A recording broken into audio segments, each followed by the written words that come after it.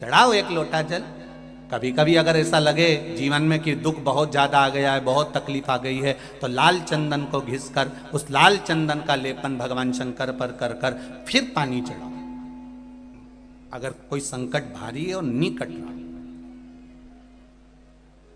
जैसे किसी नारी का गर्भ नहीं ठहर रहा, 15 साल हो गए, 20 साल हो गए, 25 साल, जैसे इसने लिखा एक माता ने कि 18 साल की बेटी हो गई थी पर संतान में पुत्र नहीं, तो उसने भाव से कथा सुनी। ऐसे आपके भीतर अगर 20 साल हो गए, 25 साल हो गए, 30 साल हो गए, संतान का सुख ही नहीं है, लाल चंदन का लेपन बाबा भोलेनाथ पर करना प्रारंभ करो। पीठिका पर लाल चंदन का लेपन करना प्रारंभ करो। लाल चंदन से बाबा का श्रृंगार करना प्रारंभ करो। एक बेलपत्री पर लाल चंदन, दोनों पत्ती नीचे वाली, जो नीचे की जो 2 पत्ती होती है, इस पे लाल चंदन और बीच वाली पत्ती पर पीला चंदन लगाकर बाबा के शिवलिंग को समर्पित करिए। बाबा से प्रार्थना करिए, रोज प्रार्थना करो। परंतु एक बात का स्मरण रहे, 25 साल हो गए, 20 साल हो गए, 30 साल हो गए, संतान नहीं, तो पहले जल से अभिषेक कराना। अभिषेक कराकर उस जल का आचमन करने के बाद हाथ को खासा करना, धोना।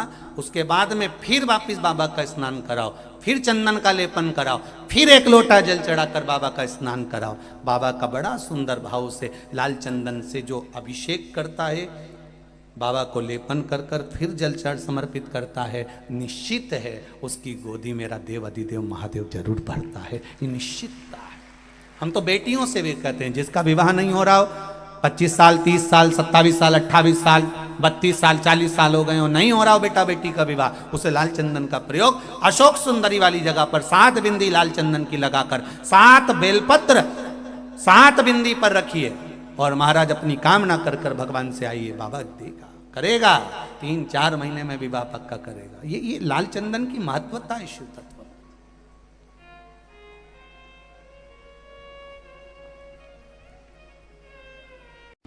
रोज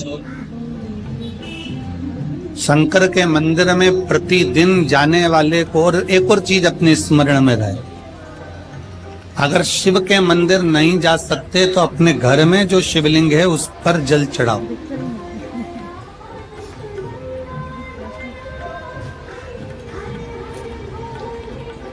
और यदि आप अपने शंकर के घर में शिवलिंग पर भी जल नहीं चढ़ा पा रहे हो तो किसी बेलपत्री का वृक्ष हो, उस वृक्ष के नीचे भी जल चढ़ा।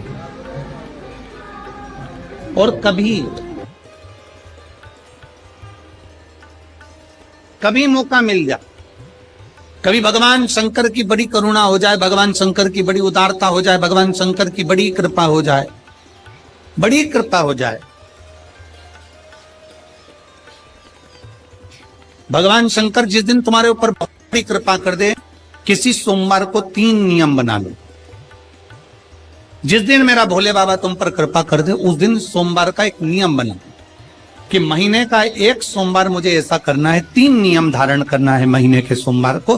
पहला, सुबेरे जाकर शंकर भगवान को 1 लोटा जल चढ़ाना है। दूसरा, दोपहर के समय पर जाकर मुझे बेलपत्री के वृक्ष के नीचे एक चावल का दाना रखकर बेलपत्री की 7, 11, 21, 108, 51 जितनी परिक्रमा आप लगा सकते हो वो लगाना है।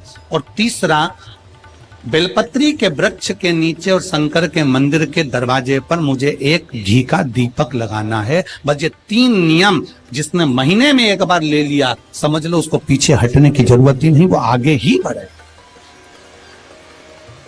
महीने के किसी एक सोमवार का ऐसा नियम बना लो कि मुझे 3 नियम धारण करना है। महीने के किसी भी एक सोमवार को, हम ये नहीं कहेंगे कि तुम सोमवार 5 पढ़ रहे हैं तो 5 को करो, 4 पढ़ रहे हैं तो 4 को करो, 3 पढ़ रहे हैं तो 3 को करो।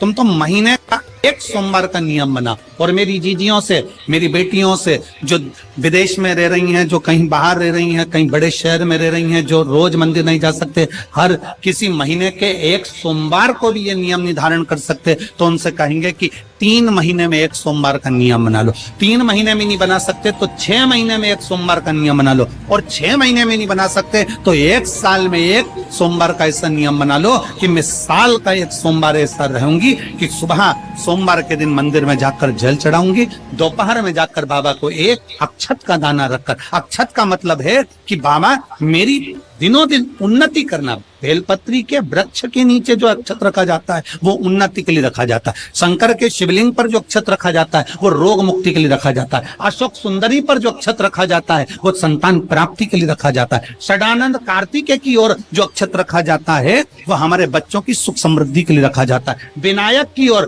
गणेश जी की ओर जो अक्षत रखा जाता है वो हमारे घर में कोई मंगल कार्य आ जाए उसके लिए रखा जाता है। और जो पीठिका होती है जिसपे शिवलिंग रखा होता है, पार्वती जी का हस्तकमल, उस पर अक्षत रखा जाता है तो नारी के अखंड सौभाग्य के लिए रखा जाता है। अक्षत रखने का भी तरीका है।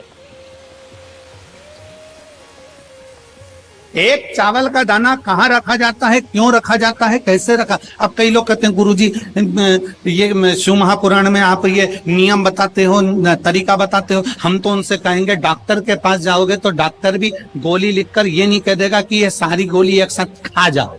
डॉक्टर भी कहेगा ये गोली सुबह खाना है, ये गोली शाम को खाना है, ये गोली दोपहर में खाना, ये गोली भूखे रहकर खाना। बोलो सही है कि गलत है? ये रात्रि को खाना खाने के बाद खा लेना, ये खाना खाने के पहले, ये नाश्ते के पहले। और सुनो, ये दवाई, ये वाली पीछे वाली जो दवाई लो ना, इसको दूध से लेना, ये वाली जो दवाई लो ना, इसको पानी से लेना। और सुनो, ये डब्बी है, इसको पानी में मिलाकर फिर पीना। दवाई लेने का भी तरीका है, उसी तरह शिव महापुराण में एक एक अक्षत का भी तरीका है और एक एक बेलपत्री का भी तरीका। अब मान लो कई लोग कहते हैं गुरुजी आप ये तरीका बताते हो शिव पुराण के माध्यम से, कई लोगों के मन में संशय जागता है। तो अगर हम एक साथ चावल चढ़ा दे तो उसका क्या तरीका है? तो हमारा निवेदन है डॉक्टर जो दवाई ले एक ही बार में निपटा जाए, एक ही बार में खा ले। दवाई एक बार में पूरी खा गए असर नहीं करेगी, इसमें डॉक्टर का कोई दोष नहीं है। उसने तो बताया था ऐसे लेना, ऐसे लेना। और तुमने मैं डॉक्टर साहब ने पूछा दवाई पूरी ली, शाम की दवाई भूल गई थी, सवेरे की दवाई भूल गई थी, ये दवाई भूल गई थी। डॉक्टर कहेगा हमने तो नियम बताया, तब तुमने नहीं खाई तो असर कहां से करेगी? तुम असर कब करती है? जब हम पूजन के तरीके को जान जाए, जब हम अर्चना के तरीके को जाए। आप साल भर का एक सोमवार निकाल लो, 6 महीने का एक सोमवार निकाल लो, 3 महीने का एक सोमवार निकाल लो, महीने का एक सोमवार निकाल लो। अपने से दिल में बन जाए तो एक सोमवार ऐसा निकालो जिसके 3 नियम धारण हो। पहला, उसी सोमवार जिसको कर रहे हो उस दिन सुबह जल चढ़ाना। दूसरे, दोपहर के समय पर जाकर बेलपत्री के वृक्ष के नीचे एक चावल का दाना रखना। और परिक्रमा बेलपत्र की जितनी तुमसे बन जाए, जितनी तुम्हारे शरीर की कैपेसिटी, जितना तुम्हारा शरीर चलते बन जाए। हम तो ये भी नहीं कहते कि तुम भूखे रहकर भगवान का भजन करो, हम कभी नहीं कहते। हम तो यहां तक कहते हैं, हमारे पुष्टि मार्ग में यहां तक कहा गया कि वल्लभ कुल की एकादशी करो, भले बकरी जैसे चरो पर एकादशी करो। हम तो यहां तक कहते हैं कि बहुत समय से कल मेरी एकादशी है, एकादशी